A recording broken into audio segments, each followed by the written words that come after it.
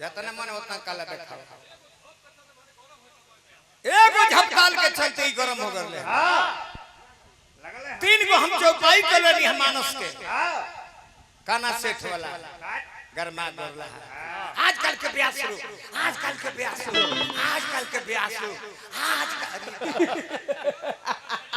तो निमन बाबू काना सेठ वाला चुटकिला हमरा रोज कहे हम अब जान गए कि तू ही तो गरम होता रोज हो जाए बाकी भाव ही जाला लय में एगो एकरे के का कहा जाता कौन सॉन्ग सेठ सॉन्ग कहा जाता ले लो माई बाप भाई भौजाई गरियावा तालू मारतो बालू पीटतो बालू बलाते भी हो ठीक कर देले बालू तार मनो में नहीं खे बाकी भाई बाप के कहल मानल जाला तो हम कतनो तार प्रेमी बानी त का जब भाई बाप के पसंद हम नहीं की तो तू अपना भाई बाप के कहल करी हो हम तारे से कहो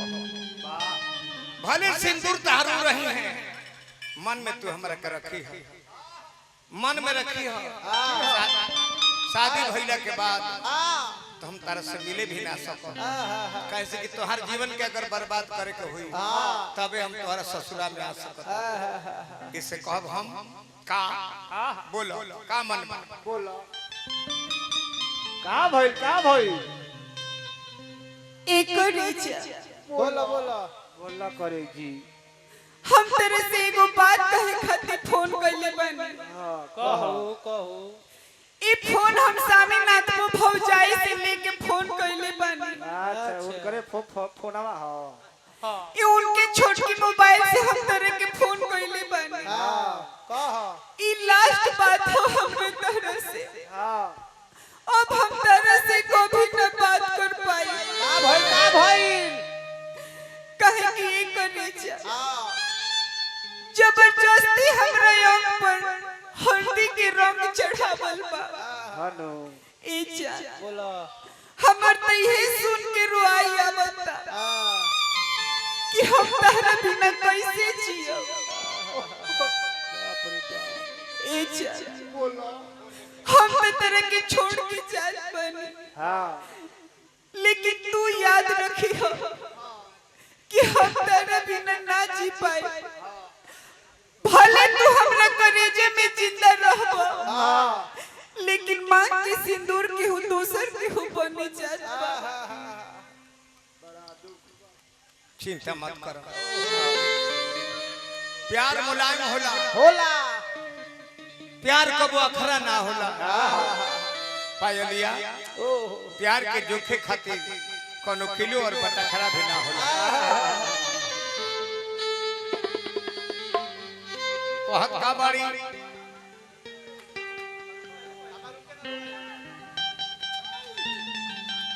हमारे रूह के ना रोई अब तली खलबा जुदाई लागे निकलना जुदाई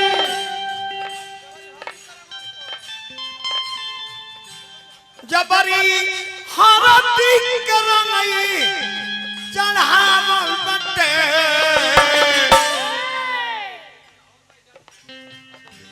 जल्दी बलाते हरदी के रंग हमरा पर चढ़ा दे परिवार के लोग कि जबरी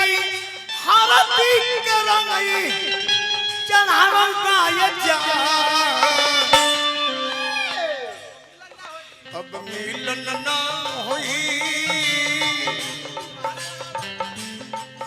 अब मिलन ना होई पहरा लगावल पाए जा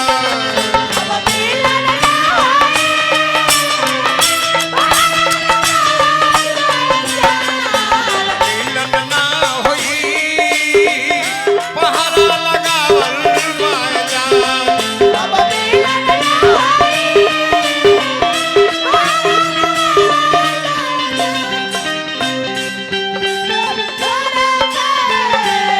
Bye.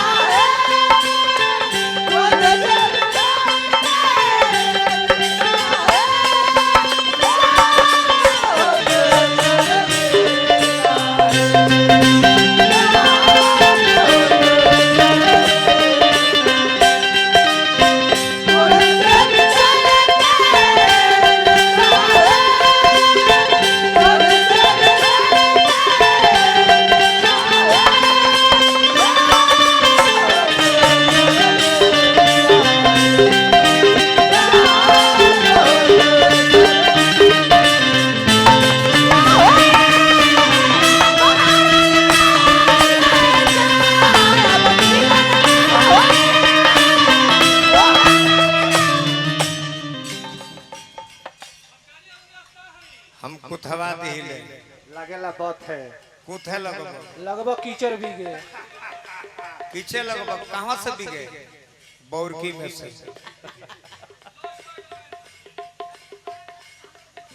अरुण कुमार राय जी हथौ जेकर परिवार में आज कार्यक्रम में आई बन जा पच्छा पास अरे हम पच्छा पास हार्दिक अभिनंदन शुभकामना कहां जाता है हमरा प्यार के चर्चा बा हम जानता नहीं चर्चा तोहरा प्यार के सबके जवान पर चर्चा तोहरा प्यार के सबका दीवार दूसरा के हम मोबाइल आईनी दुकान पर ओके बाहर आई लगानी बाहरी दुकान पर दूसरा के मोबाइल है आज भर बतिया लिया कल से बात ना हो एक रीचा हम तो अपना घरे बहाना करके आई बानी कि हमरा मेहंदी में सिंगार के सामान किने के बा ए जान ई तो सामीनाथ को भौजाई के फोन मिलल बा उहे हमर मदद कैली ह कि तनी हम तरह से बात कर पाबो तनी ए जान हमरा शादी में मत कहियो कहे कि हमरा तरह प्यार के चर्चा पूरा गली में फैल गइल बा इहे ले नहीं करे जा हमर शादी के डेट हमरा शादी के कार्ड पर में छपा गइल बा जबरन शादी के कार्ड छपावल ना जा अब मिलन ना होई अब मिलन ना होई पहरा लगावल बाजा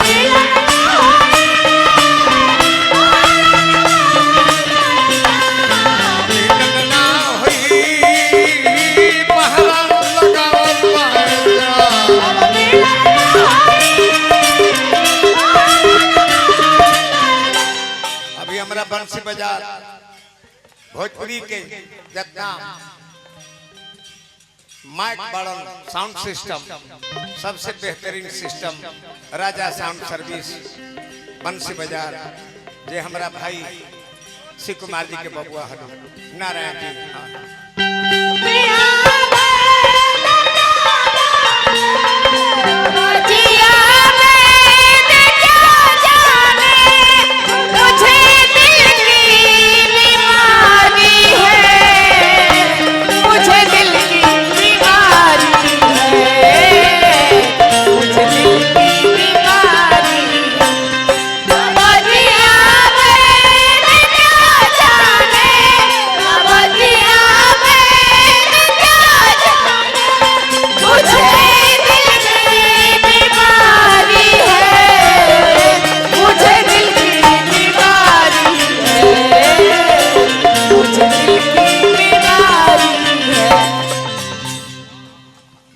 बहुत बहुत कष्ट होता बहुत हमारा कष्ट होता जा रोई ले रात भर लोरल के मुंह धोई रोई ले रात भर लड़ले के मुंह धोई दूसरा के हम मोबाइल अब बात नहीं होई दोसरा के हम मोबाइल पर बात नहीं होई एक रीचा रोज रोज हमर हालत खराब हो गइल बा ना खाइल निमन लागता ना पियल निमन लागता एक रीचा दिन रात हमर करेजा बेचैन रहता कि तहार का हाल हो का हो गई शादी तो होते बा लेकिन हमरा शादी में मत हो काहे कि दू को बाउंसर हमरा शादी में रखल बाणे कैसन बड़ा सन एगो तनी सावरे आंखी से दब बाणे हां आ एगो भुवरे पहलवान खाली बाणे एक तू करे का करिए सरी शादी में मत हो फोटो दिखा दी हलवा अगर चीज जाइला ये कौन बात बा हम आइबा ना करो हमर फोटो बाउंसर के देखावे पिटवावे खातिर पिटवावे खातिर। मरवावे खातिर कौन बात हम आइबे ना करो आई कि तोहर फोटो बाउंसर के देखावल बाए जा अब मिलन ना होई अब मिलन ना होई